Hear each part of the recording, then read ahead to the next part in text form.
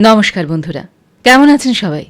আশা করি সবাই খুব ভালো আছেন, সুস্থ আছেন, আনন্দে আছেন। আপনাদের সবাইকে আমার চ্যানেলে স্বাগত জানাই। আজ আমি আপনাদের পড়ে শোনাব বুদ্ধদেব গুহর লেখা গল্প পেঁজিয়া।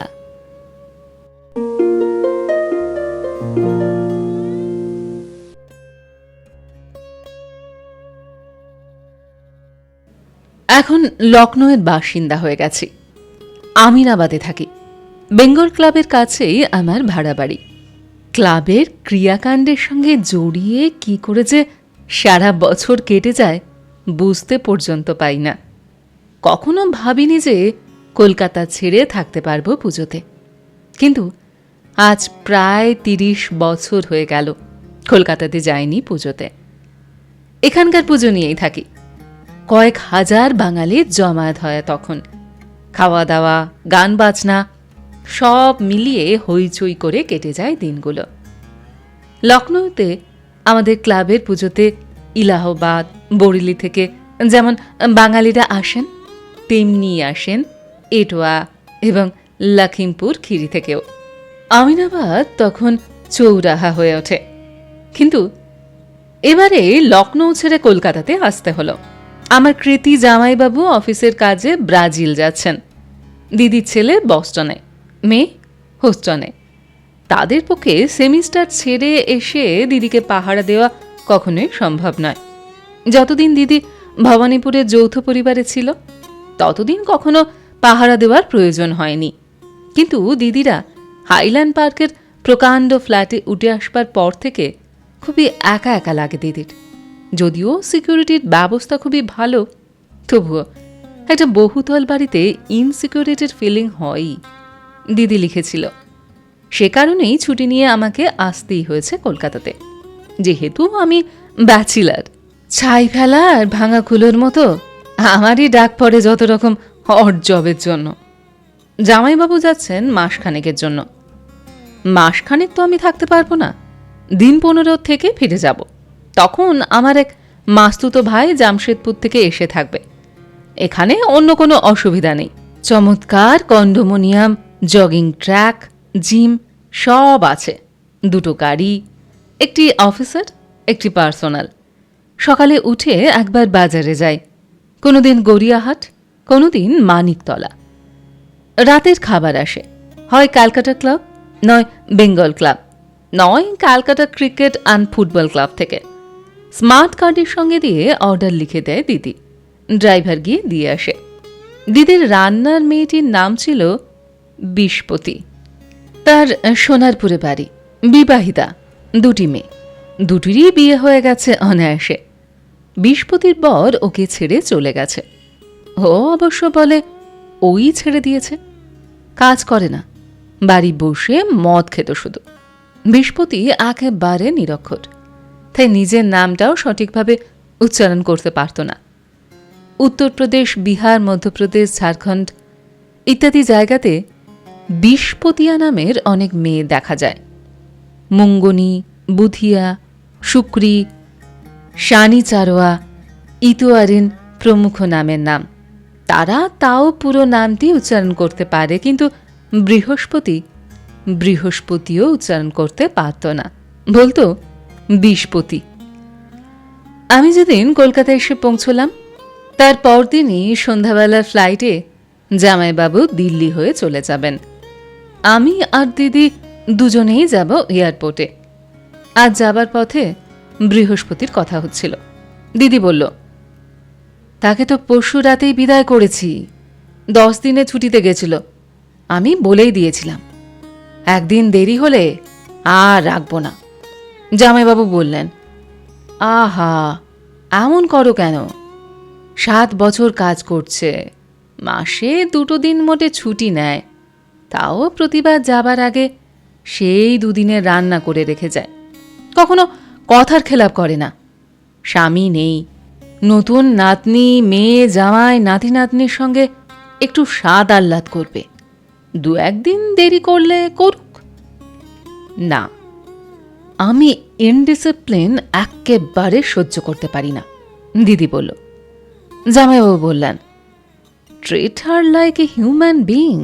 তাছাড়া আর বেশি দিন কাজের লোক পাবে না। চারিদিকে কত কত কারখানা হয়ে যাচ্ছে, বড় বড় ইন্ডাস্ট্রিয়ালিস্টদের প্যালেসিয়াল বাড়ি। তাদের কাজের লোকেরা তো টেরিলিনের জামা কাপড়, বছরের ছুটি, বোনাস, প্রভিডেন্ট ফান্ড সবই পায়। আমাদের বাড়িতে 2-2,500 টাকা মাইনেতে তারা কাজ করবে কেন? তারপর বললেন, মেয়েটাকে আমার কিন্তু খুব মিষ্টি লাগে। রোজ সকালে চান করে যখন ডিউটিতে আসে, ছোট্ট একটা লাল রঙা টিপ পরে, তখন ওকে আমি খুব সুন্দরী দেখি। দিদি বলল, তা তো দেখবেই, কুমড়ো পটাশ একটা, কেলে ভুজুম। বয়স হলে পুরুষদের রুচি এরকমই বিকৃত হয়ে যায়। জামাইবাবু কথা ঘুরিয়ে বললেন, মেয়েটা কিন্তু খুব মজার। মনে আছে তোমার? ও আমাদের এখানে আসবার পরে পরে যেদিন খিচুড়ি আর পেঁয়াজি করতে বলেছিলে, ও এসে বলল, পেঁজিয়া করব কি, ময়দা দিয়ে না বেসন দিয়ে? আমি জামাইবাবুর কথাতে হেসে উঠে বললাম, পেঁজিয়া? হ্যাঁ রে, জামাইবাবু বললেন, কিরকম ইনোসেন্ট বোঝো একবার। তারপর বললেন, এমন এমন সব শব্দচয়ন করত বিষ্পতি যে কোনো কবি সেসব শব্দ পেলে লুফে নিত। দিদি বলতো, তা নিত, তোমারই মতো কিছু কিছু পুরুষ তো চিরদিনই ছিল, যাদের কাছে মেয়ে হলেই হলো। রুচিফুচির বালায় তোমাদের মতো পুরুষদের কোনো কালেই ছিল না। জামাইবাবুর ফ্লাইট সময়েই উঠল। আমি ফিরে এলাম দিদির সঙ্গে। ফেরার পথে দিদিকে জিজ্ঞেস করলাম, বিষ্পতির বাড়ি কোথায় ছিল? কে জানে, সোনারপুরের কোথায়। প্রতি মাসে 2 বার ছুটি নিত, ওর বস্তির ঘরের ভাড়া দেবার জন্য আর মেয়ে জামাই নাতি নাতনিদের দেখে আসার জন্য। এবার 10 দিন ছুটি নিল ছোট মেয়ের বাচ্চা হওয়ার জন্য, কিন্তু এলো 12 দিনের মাথাতে। তাও এলো রাত 10টাতে। বলল, ট্রেন চলছিল না, তাছাড়া যা বৃষ্টি। তাই আবার কি? এসব ছোট লোকদের বাহানা। তুই কি সত্যি ভাবছিস নাকি? আমি একটু চুপ করে থেকে বললাম, তারপর কি হলো? কি আবার হবে? যে কদিনের মাইনের হিসেব হয় তাই দিয়ে বললাম, এক্ষুনি বিদায় হও। ইনডিসিপ্লিন আমি সহ্য করতে পারি না। তখন তো বৃষ্টি পড়ছিল। জামাইবাবু বলছিলেন, তাতে কি, ছোট লোকদের আবার বৃষ্টি। রাতে খেয়ে না হয় শুয়েই থাকতো, ভোরে চলে যেত। অত রাতে ঝড় বৃষ্টির মধ্যে মানুষে কুকুর বিড়ালকেও তাড়ায় না।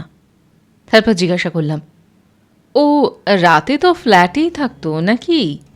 হ্যাঁ, আর কোথায় থাকবে, খাবার ঘরের মেঝেতে শুয়ে থাকতো। তো জামাইবাবু তো আজ 20 বছর হলো অন্য ঘরে শয়। বিষ্পতি আমার ঘরের মেঝেতে বসে আমার সঙ্গে বাংলা সিরিয়াল দেখত। এয়ার কন্ডিশন ঘরে বসে এমন আহ্লাদ আর কে দেবে? আমার মনে পড়ল যে জামাইবাবু একদিন আমাকে বলেছিলেন, কেন আলাদা ঘরে শুই জানিস রবু? মেয়েদের সঙ্গে সর্বক্ষণ একসঙ্গে থাকলে বুদ্ধি ভোঁতা হয়ে যায়। সব মেয়ে অবশ্য সমান হয় না। তোর দিদি জগতের পরিধিটা এতই ছোট করে এনেছে। দিন রাত, সংসার, চাকর বাকর, সূচিবায়গ্রস্ততা আর টিভি। 24 ঘন্টা একসঙ্গে থাকলে হয় স্ত্রৈণ হয়ে যাব, নয় বুদ্ধি ভোঁতা হয়ে যাবে। তারপর বলেছিল, আলাদা ঘরে শোয়া মানে যে সম্পর্ক নেই তা তো নয়।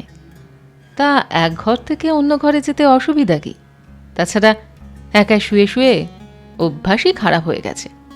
তারপর একটু হেসে বলেছিলেন, পরস্ত্রী ছাড়া কারোর সঙ্গেই এক ঘরে কাটানো বোধহয় অসম্ভব হয়ে গেছে। দিদিকে বলবো এ কথা? বলতে পারিস, তবে বলে কি লাভ? পরস্ত্রী আর পাচ্ছি কোথায় বল? কত নারীকেই তো ভালো লাগে, কিন্তু সেই ভালো লাগাটুকু দিয়েই স্বপ্নই সার। আসলে আমাদের জীবনই স্বপ্নময়।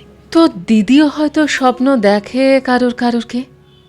তারপর বলেছিল, ব্যাপারটা কি জানিস, বাস্তবের চেয়ে স্বপ্নই বোধহয় ভালো। ত্বকের ছোঁয়ায় স্বপ্ন মরে যায়। বাবা, আপনি দেখি কবির মতো কথা বলছেন। কবি তো আমরা সবাই, কেউ মনে লিখি আর কেউ কাগজে। গাড়িটা যখন বাইপাস দিয়ে চলছে, আমি দিদিকে বললাম, তা বিষ্পতি কোথায় গেল ওই বৃষ্টি ঝরা রাতে?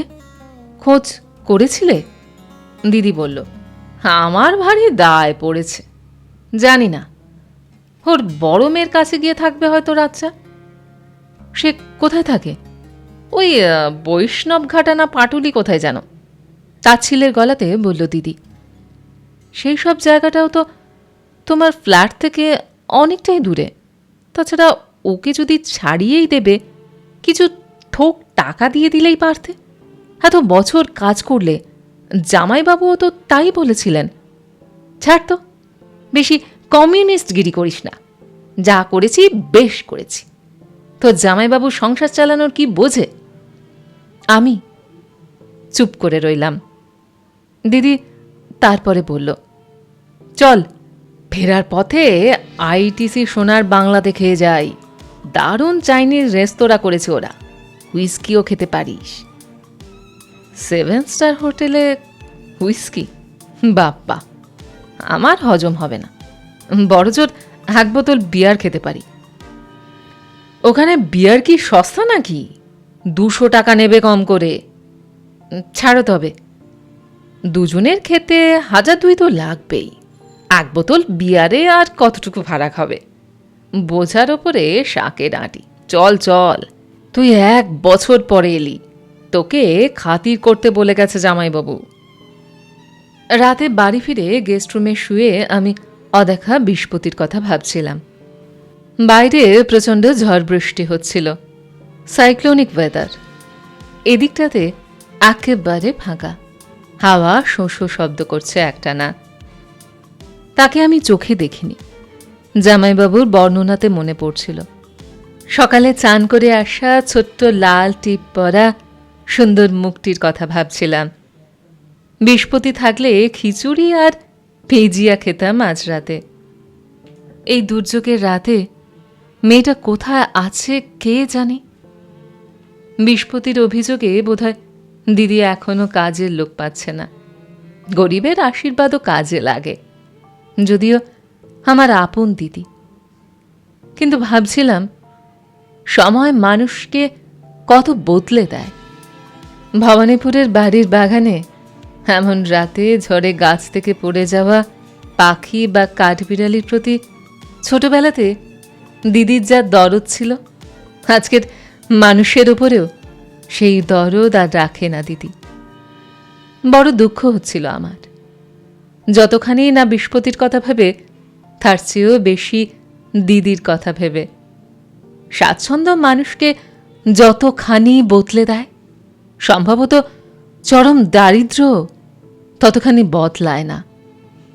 তারপরই ভেজিয়ার কথা মনে হলো নিজের মনেই। দুঃখের মধ্যেও হেসে উঠলাম। গল্পটি এইখানে সমাপ্ত হলো। আপনারা এতক্ষণ শুনছিলেন বুদ্ধদেব গুহ লেখা গল্প পেঁজিয়া। গল্পটি আপনাদের কেমন লাগলো বা আমার গল্প পাঠ আপনাদের কেমন লাগলো কমেন্ট সেকশনে অবশ্যই লিখে জানান। যদি আমার গল্প পাঠ আপনাদের ভালো লেগে থাকে তাহলে আশা করব লাইক শেয়ার অবশ্যই করবেন। আর এই ধরনের সুন্দর সুন্দর কাহিনী আরও শুনবার জন্য আমার চ্যানেলটিকে সাবস্ক্রাইব করতে ভুলবেন না কিন্তু। তবে আজ এই পর্যন্ত। আমি খুব তাড়াতাড়ি আবারও অন্য কোনো কাহিনী নিয়ে আপনাদের কাছে চলে আসছি। সবাই খুব ভালো থাকবেন, সুস্থ থাকবেন, আনন্দে থাকবেন। নমস্কার।